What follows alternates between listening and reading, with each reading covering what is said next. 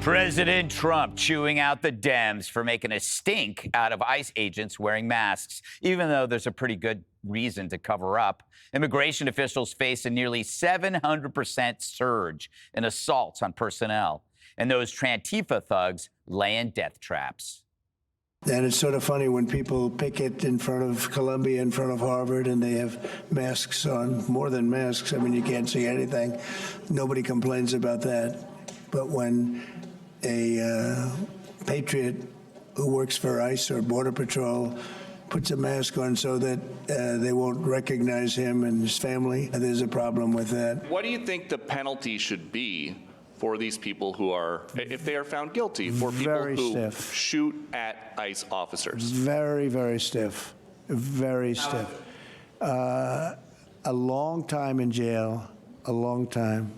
Chicago Mayor Brandon Johnson and L.A. Mayor Karen Bass making it a point of pride that their cities won't cooperate with ICE. Look, we are a welcoming city ordinance. Our local police department will not ever cooperate with ICE.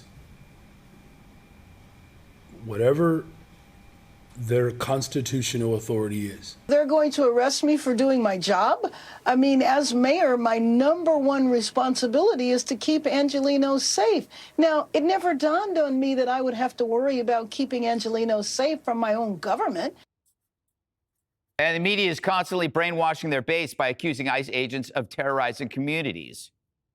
It would seem that the invasion into American cities is coming from law enforcement deployed by this administration to terrorize communities. Am I getting that right? It's terrorizing Americans, our friends and neighbors, otherwise known as immigrants. They are not going after criminals. They're going after anybody that is brown, that looks like me.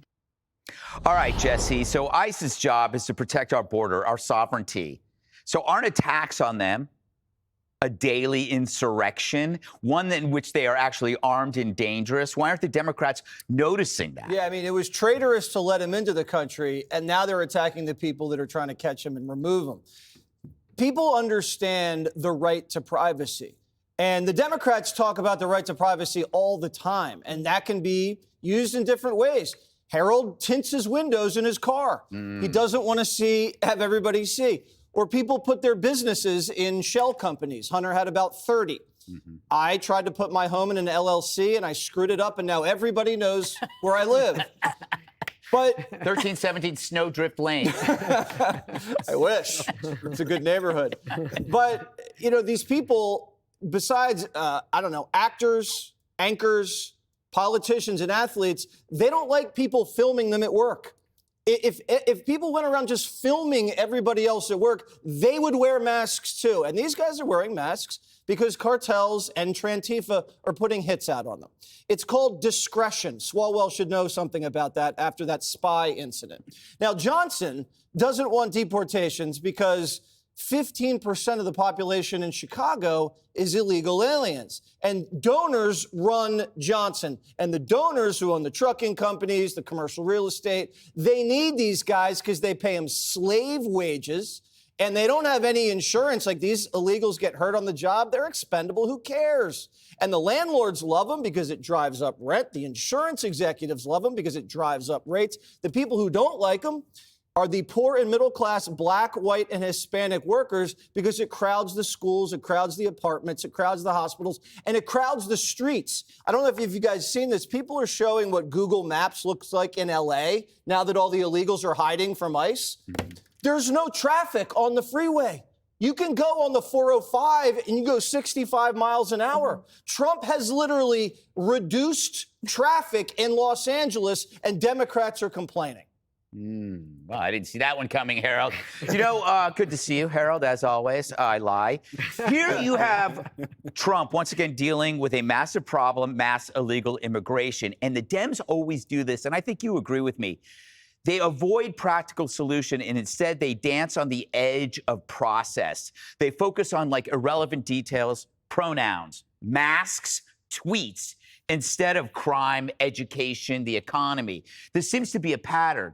they can't solve any problems, so they plant themselves on this irrelevant stuff like masks.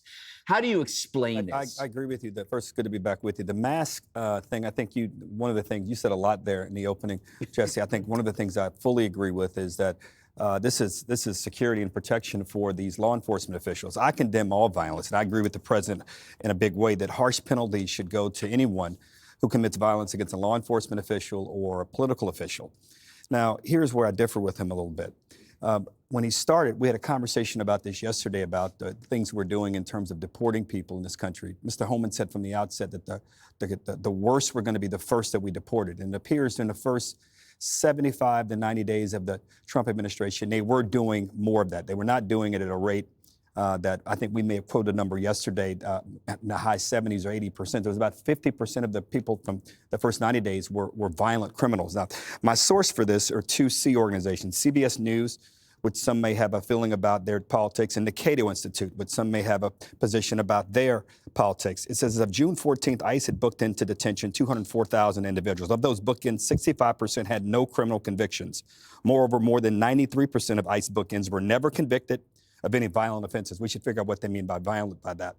I wish that the mayors and the governors in these states, where they're blue states or red states, but particularly the blue states, would sit down with the president and sit down with Tom Homan. The lack of coordination between these three government agencies or levels of government is causing a lot of this and is triggering a lot of this.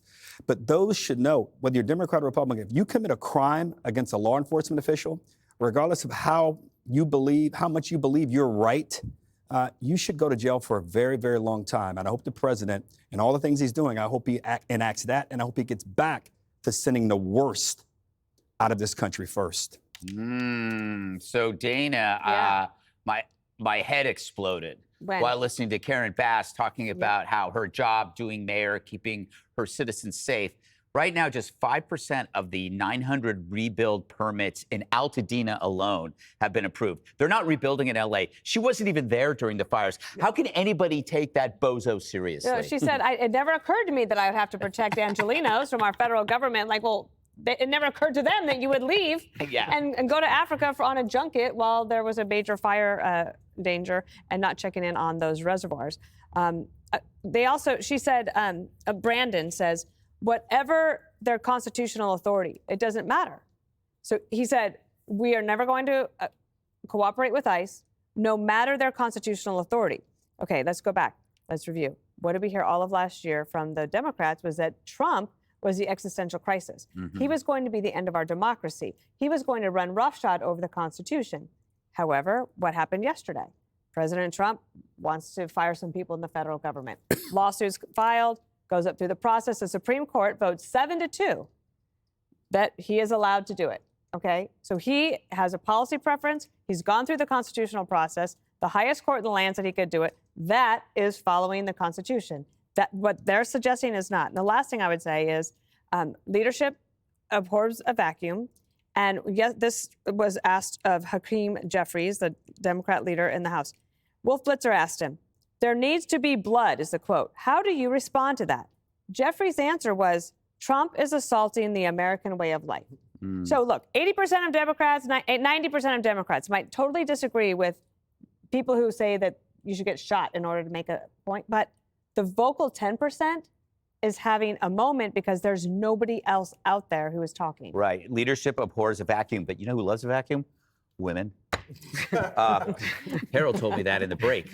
Wait, there was no break. We just started. Rosanna, so it does seem to me that this is another example where the Dems look at an 80-20 issue and they always choose the 20, preferring to protect lawbreakers instead of helping out the law. It's ironic because there is a 700% increase in attacks. We heard this from Homeland Security against officers and threats against their families as well. But ironically, and President Trump mentioned this, you know, here in New York, we're dealing with attacks by people who are wearing ski masks.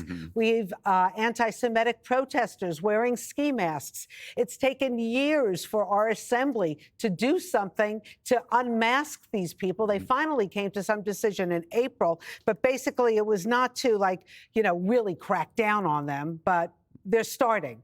Mayor Adams wanted to actually fine them but we're not at that point either. But there is a serious problem, and it's like I said, it's ironic. They don't want so-and-so to wear a mask, the officers to wear a mask, but the ones who are protesters, it's okay if they wear a mask. No problem. There you go. Everybody should wear a mask. That's what I say. Yes. Don't we all wear masks? Hey, Sean Hannity here. Hey, click here to subscribe to Fox News YouTube page and catch our hottest interviews and most compelling analysis. You will not get it anywhere else.